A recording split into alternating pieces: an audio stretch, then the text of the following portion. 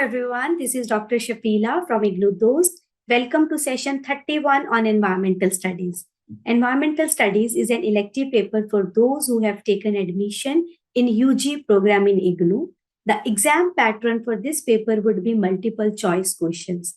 The short video sessions that we are uploading daily on official YouTube channel of IGNOU Dost will help in cracking those multiple choice questions. So to get daily updates, subscribe our channel and click on the notification button.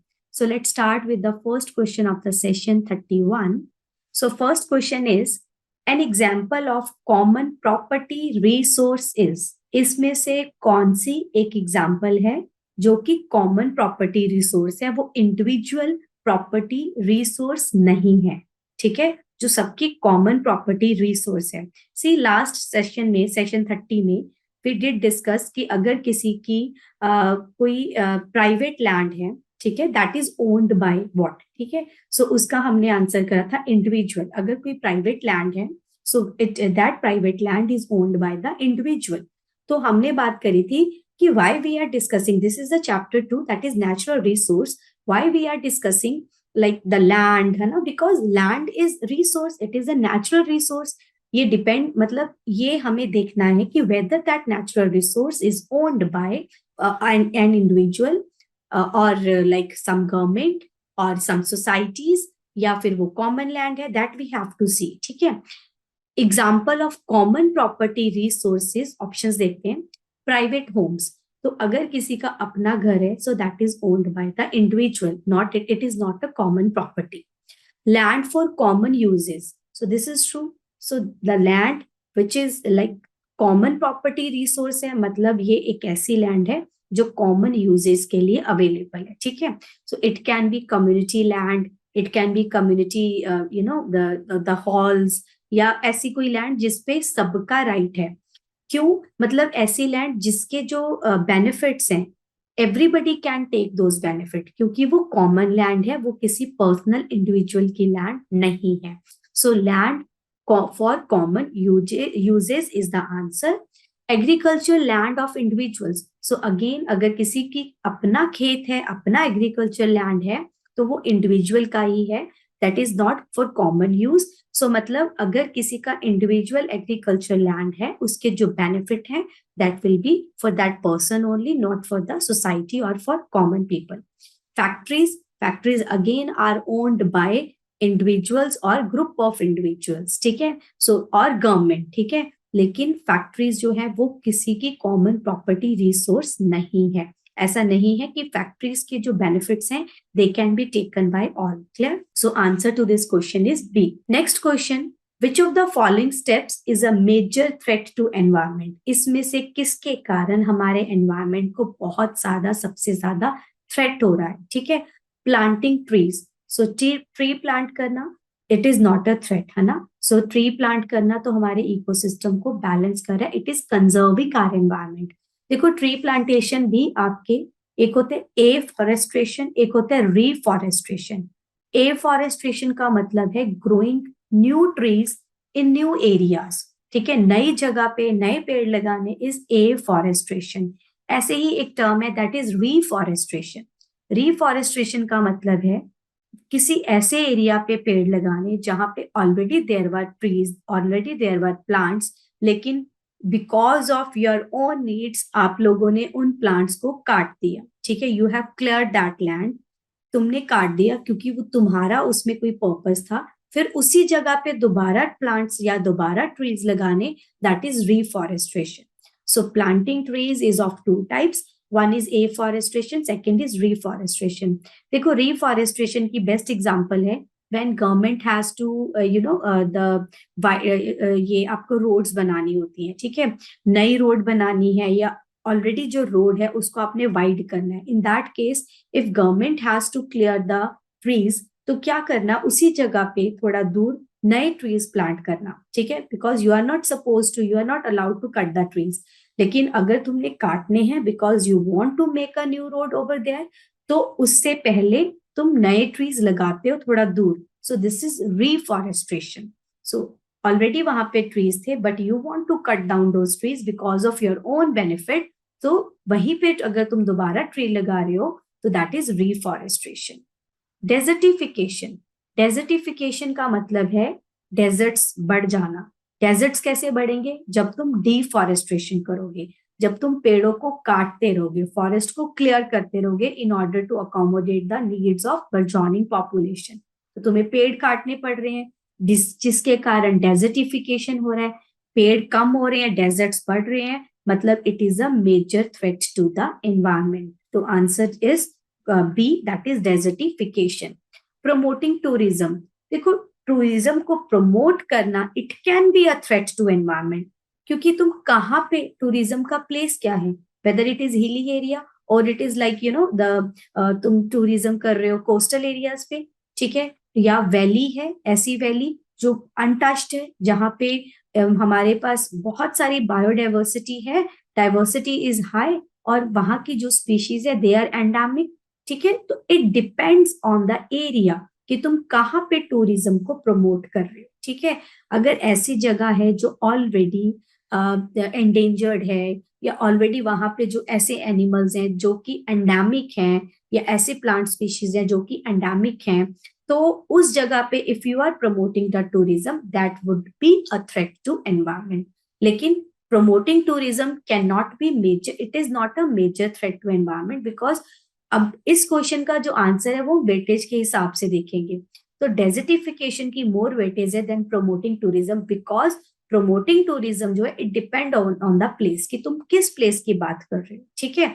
अगर कोई ऐसा place है जो कि fragile है, वहां पे अगर तुम टूरिज्म को प्रमोट कर रहे हो, so that means that will be a threat to environment. Otherwise अगर सिंपल टर्म लिखी हुई है प्रमोटिंग टूरिज्म, उससे बेटर, उससे ज्यादा वेटेज किसकी है? डेजर्टिफिकेशन की। promoting renewable resources, so this cannot be threat।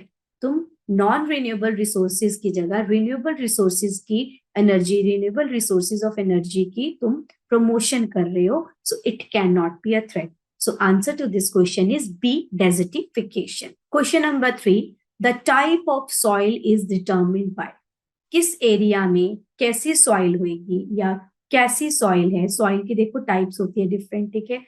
It can be black soil, red soil, colluvial soil, alluvial soil. So soil की काफी सारी टाइप्स होती हैं, and I believe we will do this question in one of the in our coming sessions, ठीक है, कहीं ना कहीं वी विल डू इट, ठीक है। सो सॉइल की अगर हम बात करें, इसकी डिफरेंट टाइप्स होती हैं, बट जो सॉइल की जो टाइप्स हैं वो किस पे डिपेंड करती हैं कि कहाँ पे कौन सी सॉइल होगी।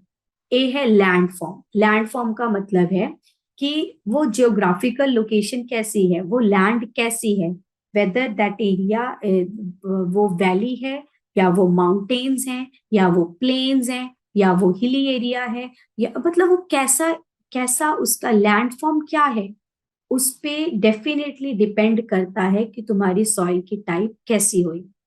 वैलीज में डिफरेंट टाइप की सॉइल मिलेगी, माउंटेन में, हिली एरिया में डिफरेंट मिलेगा, प्लेन्स में डिफरेंट मिलेगा। सो लैंड फॉर्म पे डिपेंड करता है कौन सी तरह की सॉइल जो है वहां पे होगी। सो आंसर तो हमें मिल गया ए। सॉइल इरोजन की बात करते हैं।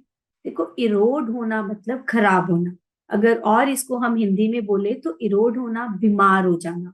सॉइल इरोजन मतलब सॉइल खराब होगी, सॉइल बीमार होती है। सो अगर हम इसकी डेफिनेशन देखें, so that is the removal of topmost layer of the soil, the removal of topmost layer of the soil is soil erosion। Soil की ऊपर की परत का, टॉपमोस्ट लेयर का निकल जाना is soil erosion, and topmost layer is the richest layer in terms of nutrients, ठीक है। सो टॉपमोस्ट लेयर में सबसे ज्यादा न्यूट्रिएंट्स होते हैं, अगर वही लेयर आपकी सॉइल की निकल जाती है, so that is soil erosion. And there are man made as well as natural causes of soil erosion, ठीक है। नेचुरल कॉजेज में आपका फ्लड्स हैं, ठीक है, नेचुरल कॉजेज में आपका तेज हवा है, स्ट्रॉम्स हैं, या हैवी रेनफॉल है। सो ये आपकी सॉइल को इरोड करती हैं। अगर हम मैनमेड कॉजेज की बात करें, अगर हम पेड़ों को काट रहे हैं, वी आर लाइक डिफॉरेस्ट्रेशन जो है, या हम लोग ओवर ग्रेजिंग करवा रहे हैं हमारे एनिमल्स की, सो ये आपके जो है दीज, या फिर आपकी जो रोड्स हैं, आजकल जो रोड्स हैं कच्चा सड़क की जगह पक्का रोड्स हैं। पक्का रोड्स में क्या होता है, हम लोगों ने कच्चे एरिया को सबको खत्म करके पक्का कर दिया, ठीक है, सीमेंटेड रोड्स हैं, जिसके कारण जो आपका रेन रन ऑफ, जो सरफेस रन ऑफ वाटर है, उसका स्पीड ज्यादा हो गया।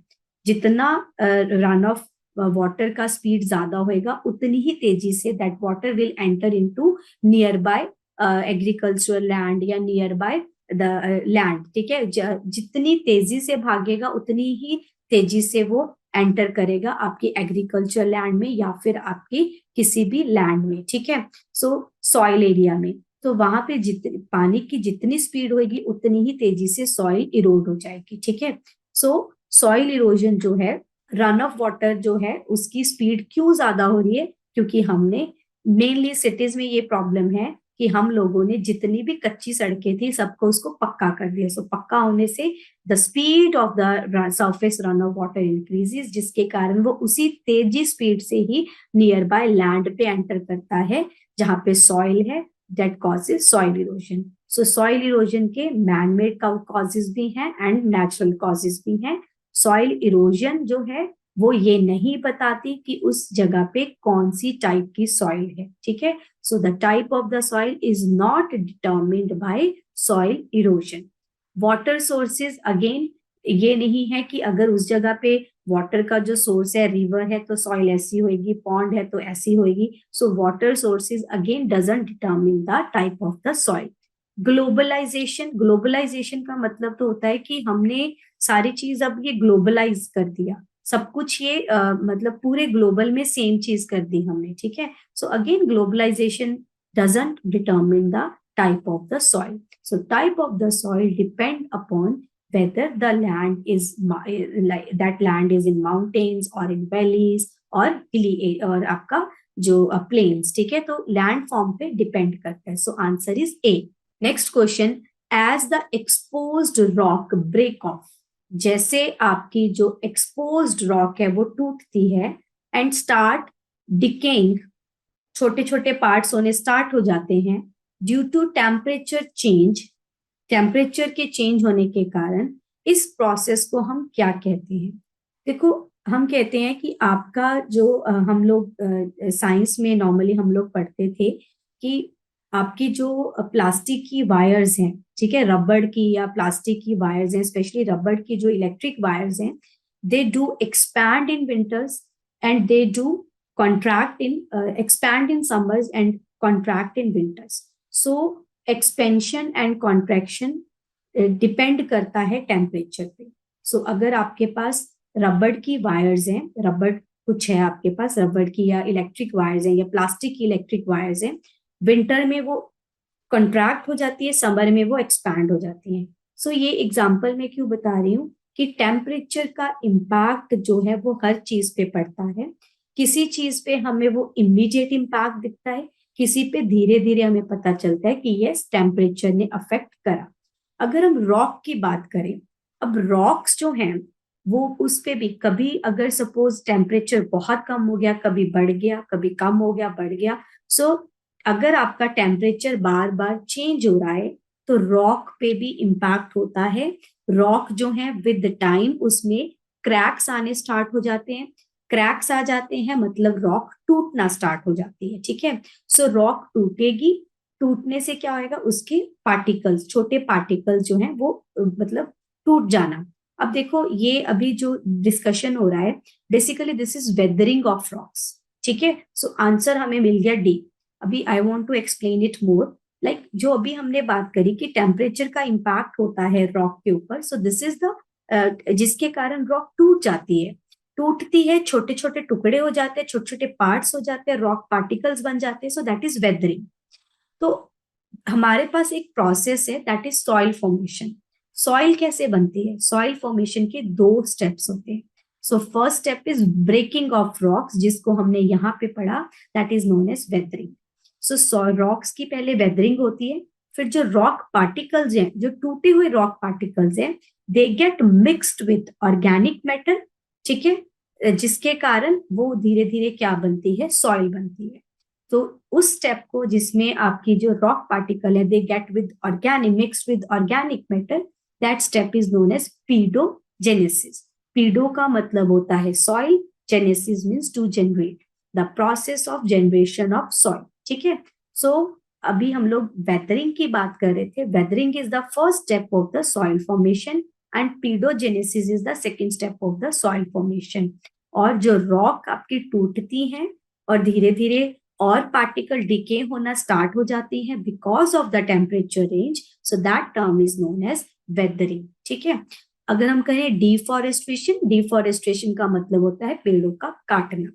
लैंडस्लाइड, लैंडस्लाइड का मतलब होता है, लैंडस्लाइड को हम लैंडस्लिप भी बोलते हैं. सो that is the downward movement of rocks या डेब्रिज या अर्थ. ठीक है. सो अगर आपके रॉक का या इसके तुम कह लो कि डेब्रिज जो इस मलबा जिसको बोलते हैं, ठीक है, अगर वो रॉक से स्लोप से नीचे डाउनवर्ड स्लाइड करना स्टार्ट कर देता है, मूव करना स्टार्ट कर देता है, दैट इज लैंडस्लाइड. अब लैंडस्लाइड जो है डिफॉरेस्टेशन का तो मैन मेड ही रीजन है, हम लोग ही रीजन है पेड़ों को काटने का. लैंडस्लाइड जो है it can be man made, it can be due to natural activities. ठीक है. Natural activities like volcanic eruption, earthquake, ठीक है, या फ्लड्स. सो इससे क्या हो सकता है, आपका लैंडस्लाइड हो सकता है, या हेवी रेनफॉल, हेवी स्टॉर्म. अगर हम बात करें मैन मेड एक्टिविटीज की, अगर तुम क्या कर रहे हो, तुम रोड्स बना रहे हो वहां पे, या तुमने डिफॉरेस्टेशन कर दिया हिली एरिया में, तो वहां पे those are the man-made activities which are responsible for landslide. ठीक है. Next is soil erosion. We have already discussed it. Soil erosion is the removal of topmost layer of the soil. It can be with water, it can be wind. ठीक है. soil erosion जो है वो पानी के साथ भी हो सकती है, वो विंड के कारण भी हो सकती है. The removal of topmost layer of the soil. तो answer to this particular question is D, that is weathering. Next is soil is made up of. देखो इस क्वेश्चन में क्या है, अगर आपके पास आता है कि कंपोनेंट्स ऑफ सॉइल क्या है, then it will be water, air, micro organisms या organic matter. So these are the components of soil. But यहाँ पे इन्होंने पूछा है कि सॉइल किससे बनती है. Soil is made up of. तो हमने अभी बात करी कि rock particle and organic material, they get mixed and leads to the formation of soil. Yes, definitely we do need water also. ठीक है. कहीं ना कहीं moisture की जरूरत पड़ती है for the soil formation. But if I have to take one out of these four, water, metal, organic material and rocks and ice, then I would go for organic material and rocks. ठीक है. Definitely main जो soil बननी है वो rock के weathering से बननी है, जिसमें ऑर्गेनिक मटेरियल मिक्स होएगा, लेकिन वाटर की जरूरत भी कहीं ना कहीं होती है. But exact answer to this particular question would be C, organic material and rocks. So this was the last question of session 31. So learners, those who have taken admission either in UG or PG program in IGNOU Dost is there to help you out. We at IGNOU Dost are providing live and recorded classes. We are also giving value-added notes to the learners. We are helping the mentees for their exams through Exampedia. A continuous support from mentors is there. Mentors are helping the learners for completing their assignments. They are helping for their career development, for skilling the personal and social development also. So we at IGNOU Dost believe सिर्फ नाम की नहीं काम की degree. You can reach us out on the number given on the screen, that is 7594939297. You can call us on this number or you can also WhatsApp. You can also visit the official website of IGNOU Dost. Thank you. See you in the next session.